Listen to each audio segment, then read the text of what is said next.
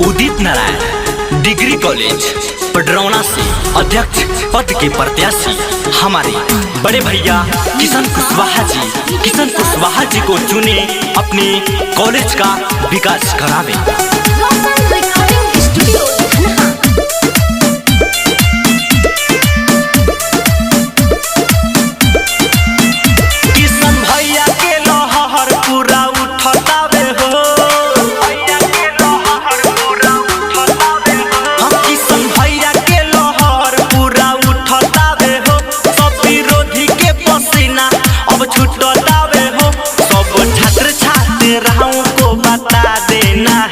सब छात्र छात्राओं को बता देना है किशन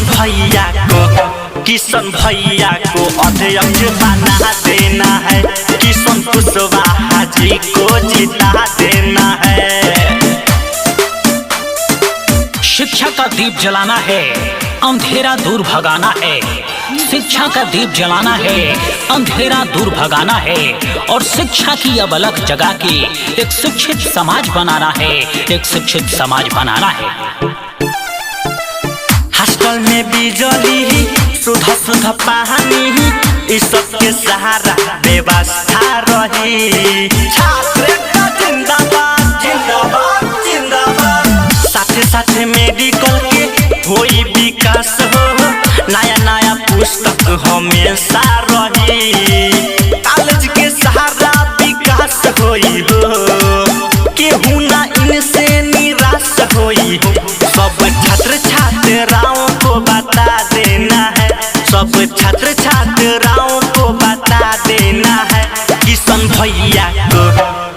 भैया को अध्यक्ष बना देना है, किशन कुशवाहा जी को जिता देना है। अगर विश्वास तो कुछ काम होना चाहिए, इस हिमालय से कोई गंगा निकलनी चाहिए। है अगर विश्वास तो कुछ काम होना चाहिए, इस हिमालय से कोई गंगा निकलनी चाहिए।